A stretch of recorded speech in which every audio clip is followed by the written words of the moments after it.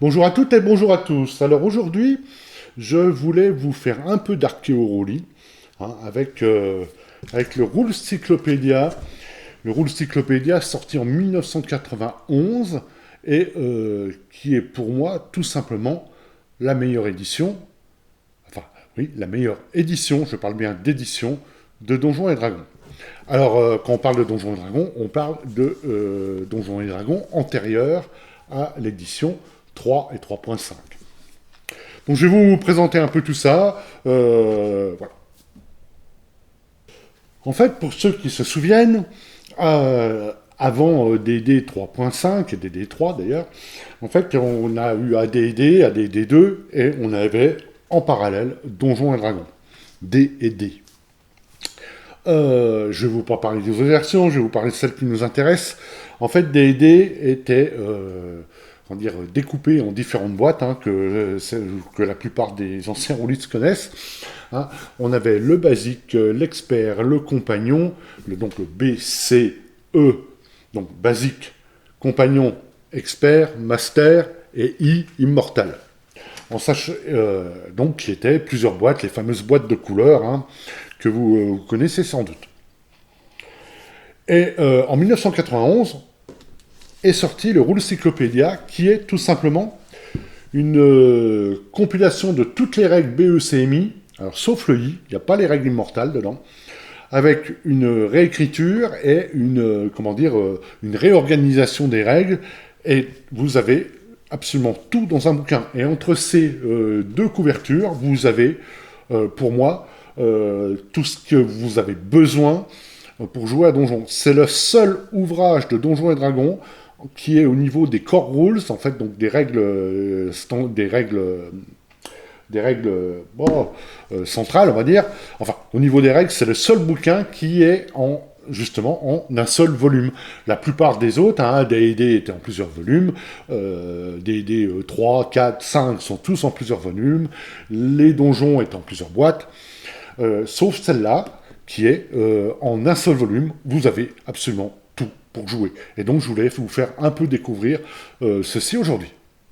Alors, hélas, 3 fois hélas, en fait, le Rule Cyclopédia n'a jamais été traduit en français. Voilà, donc vous ne pouvez que le trouver qu'en VO, et je vous toucherai 2 mots à la fin de cette présentation, pour pas que vous vous fassiez avoir. Donc voilà, qu'est-ce qu'on avait dans ce, je vais dire, merveilleux bouquin,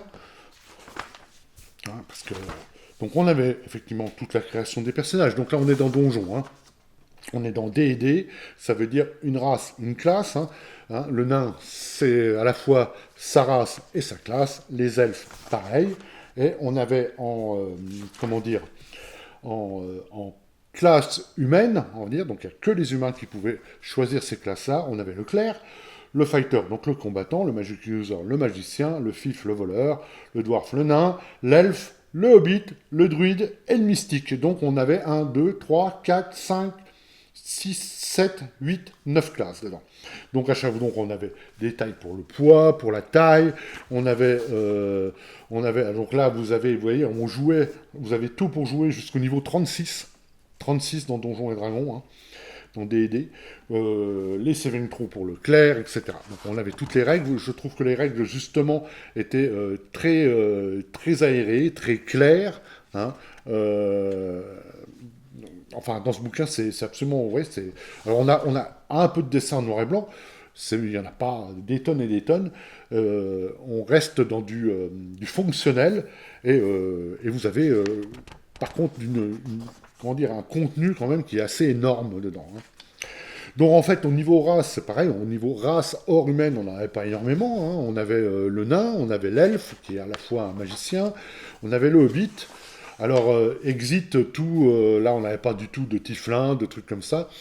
À l'époque, on se concentrait sur l'essentiel, on va dire. Bon, ce qui entre nous évite un peu le côté Barnum Circus. Bon, j'ai dit pas de guerre de version, donc je ne vais pas aller plus loin. Voilà. Donc, vous avez dedans, vous voyez, tous les niveaux de sorts de toutes les classes qui peuvent être utilisées jusqu'au niveau 9, des sorts niveau 9, vous avez tout dedans, le spellcasting, voilà. Vous avez tout est dedans, vous avez l'équipement, vous allez me dire, bon, jusque-là, on est quand même de classique, Fred. On avait les règles de Weapon Mastery, en fait, hein, donc en fonction de votre niveau, vous avez des règles, en fait, pour vous entraîner et pour maîtriser des armes, hein, surtout c'était pour le guerrier, si je me trompe pas. Hein, voilà, grand maître, en fait, quand ils étaient grand maître, vous avez le niveau de mastery, donc de maîtrise, en fait, des armes, hein, depuis donc, sans talent, basique, jusqu'à grand maître. Et ça influait les règles de combat. Les règles du Weapon Mastery sont vraiment un petit modèle du genre que j'aime vraiment, vraiment beaucoup. Là, ici, alors vous allez me dire, qu'est-ce que c'est que ça? Eh bien, en fait, vous aviez en gros toutes les armes, hein, et avec les fameuses règles donc, de maîtrise d'armes. Hein. À chaque fois, vous voyez, si vous êtes en basique, machin, vous avez un changement de dégâts en fonction de votre niveau de maîtrise. Vous pouvez même être amené à pouvoir lancer une épée si vous la maîtrisez suffisamment bien. Hein, à des niveaux de maîtrise inférieurs, vous ne pourrez pas le faire. Vous avez voilà, des capacités spéciales, des effets spéciaux sur les armes, excusez-moi. Et en fait, également, comment ça influe la classe d'armure du porteur. Voilà. Donc, moi, je trouve que nous avions effectivement beaucoup plus détaillé que ce qu'on pouvait trouver ailleurs.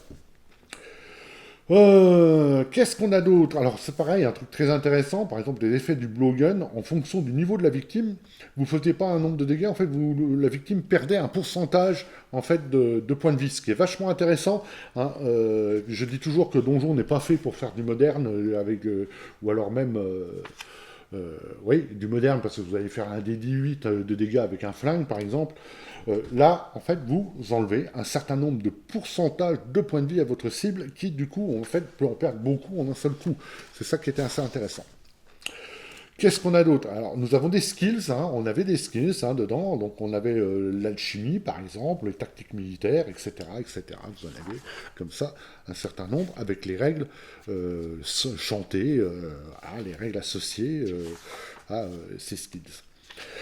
Les règles de mouvement. Alors, les règles de mouvement, vous voyez, par exemple, vous aviez les règles pour vous déplacer dans des endroits sauvages, les chances que vous alliez de vous perdre, par exemple, vous marchez dans la jungle, les règles sur les navires, les règles sur les voyages aériens, etc., etc.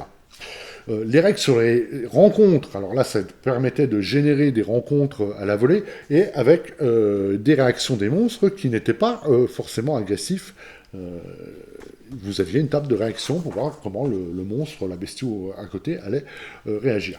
Là, pareil, donc des règles de rencontre, d'évasion, donc tout ce que, ce que vous allez rencontrer en fait dans des donjons en fonction de leur niveau, vous pouviez remplir vos donjons comme ça ou générer des rencontres à la volée, ce qui était, je trouve, vachement cool. Ah, après, nous avons tout un paragraphe sur le combat avec les fameuses matrices de table, les matrices d'attaque, excusez-moi. Alors en sachant que vous aviez le taco aussi qui était repris ici, donc en fait vous pouviez utiliser soit l'un soit l'autre. Qu'est-ce qu'on a d'autre? Donc le combat,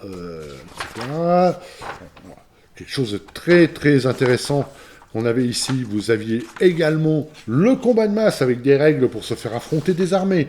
Hein, très détaillé, assez... on n'est pas dans un wargame, hein, mais ça vous permettait de jouer des combats de masse. Qu'est-ce qu'on a d'autre? Vous voyez, on a un certain nombre de pages là-dessus. L'expérience, bien entendu. On avait encore d'autres choses vachement intéressantes. Ça, par exemple, comment construire votre forteresse ou comment gérer en fait votre domaine, c'était aussi dans le bouquin. Et ensuite, les procédures du maître de jeu. Donc les procédures, qu'est-ce qu'on avait comment gérer en fait des situations.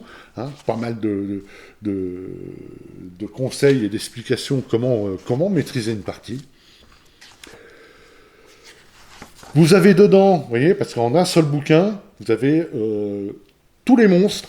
Alors, bien sûr, on n'a pas de, comment dire, on n'a pas de dessin pour tous les monstres. On en a pour certains. Là, vous avez le beholder, par exemple, mais vous n'avez pas de dessin pour tous les monstres. Mais vous avez tous les monstres. Donc, en fait, vous avez vraiment tout. Voilà, c'est là-dessus que je veux mettre comme accent dans ce bouquin du Rule Cyclopédia. Vous avez absolument tout en un seul volume pour jouer à Donjon. Pour jouer à Donjon, et même avec, comme je vous ai dit, des règles un peu avancées sur le combat de masse, sur la gestion de domaine, sur la construction de forteresses, etc. Voilà, les monstres, vous voyez, il y en a un paquet. Il y en a vraiment un paquet. On va passer tout ça. On va arriver, ouais. On va passer tout ça. Et on va arriver au chapitre, effectivement, le chapitre 15. Alors, le chapitre 15 était consacré aux immortels. Alors, comment on allait réagir avec les immortels, comment on... Vous avez même... Mais là, c'est un petit paragraphe, hein, ce ne sont pas les règles immortales du BCEMI.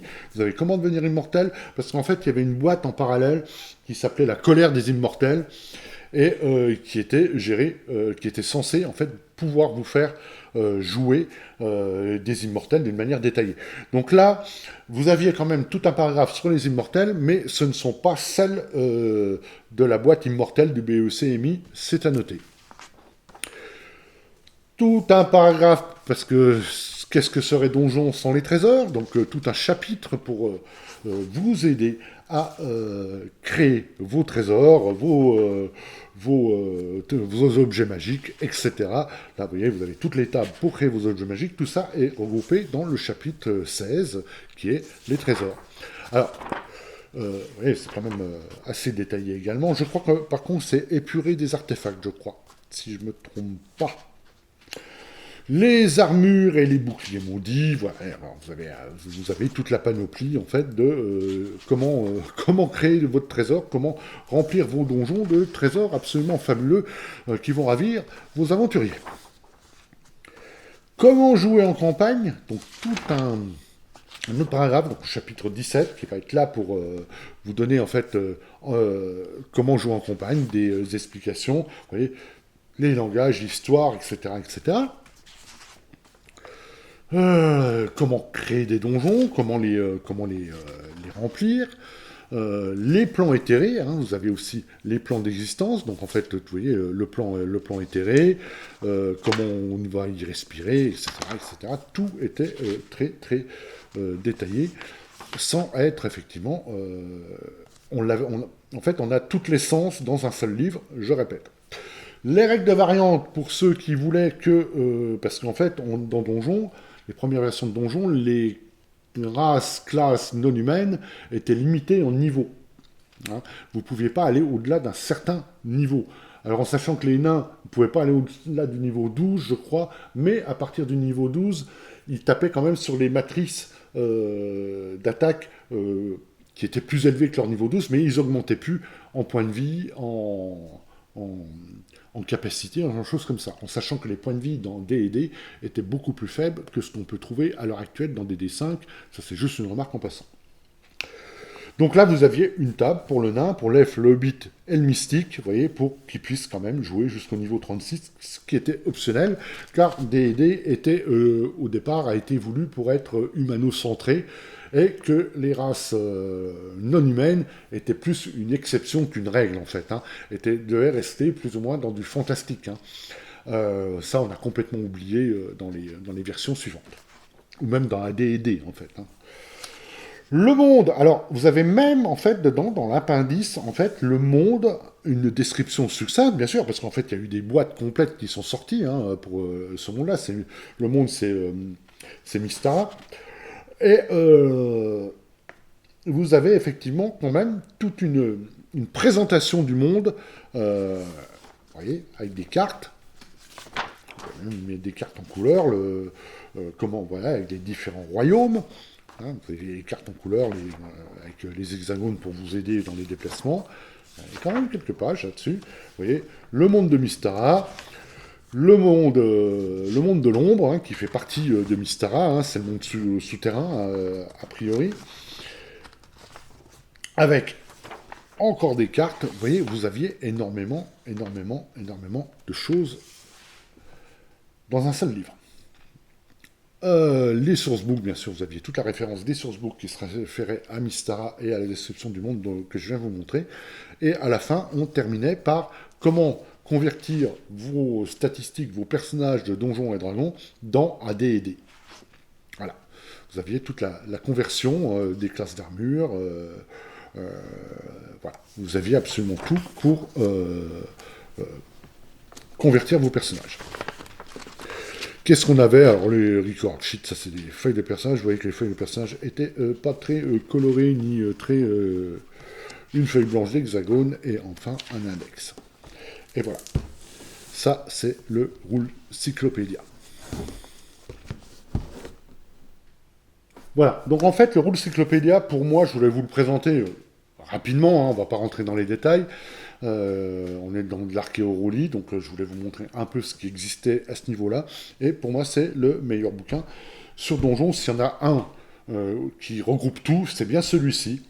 Hein. C'est le seul dans toute la, comment dire, la galaxie TSR qui a réussi ce tour de force, hein, de vous mettre un monster, un master et un player dans un seul livre, utilisable immédiatement, sans acheter d'autres trucs. Alors, comme je disais, le petit problème, c'est que pour nous, Français, il n'a jamais été traduit.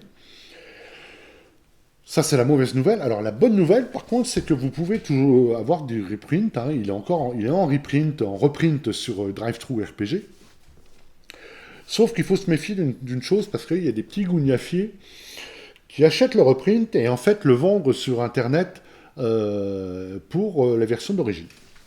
Ça, c'est la version d'origine. Si vous regardez le reprint, en fait, vous voyez cette bande, cette bande un peu crème, eh ben, vous l'avez, je vais vous montrer sur une image, je vous le montre à côté de moi, vous avez effectivement une autre bande ici qui fait le tour en fait de l'image centrale.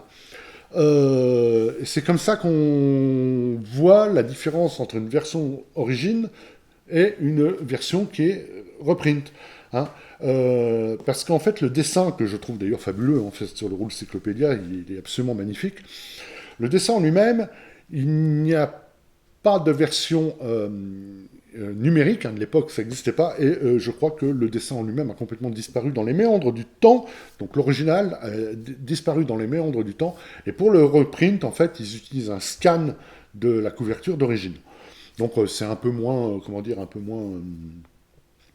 peu moins détaillé, un peu moins net, on va dire, entre guillemets. Voilà. Et surtout, en fait, le reprint, je crois que la version d'origine, maintenant, alors moi j'ai eu la chance de l'avoir encore quand les prix n'avaient pas complètement flambé. Et par contre, si vous le trouvez sur eBay, il est à 150 $, je crois, la version d'origine. Donc, et quand vous voyez parfois des reprints qui sont vendus à 70 balles, c'est pas la version d'origine, quoi. En fait, hein, c'est un escroc, quoi. Voilà. Donc le Rule Cyclopédia, pour moi, le meilleur bouquin, en fait, le meilleur travail d'édition sur un bouquin de donjon, c'est celui-ci. Voilà, c'est à peu près tout. Je vais clore ici mon petit archéoroulis du jour. J'espère que cette petite vidéo aura pu vous plaire. Alors n'oubliez pas, hein, un like, un abonnement, un commentaire, enfin comme d'habitude. Enfin en tout cas, moi, ça me fait toujours très plaisir. Et je vais vous souhaiter de bons jeux et à bientôt.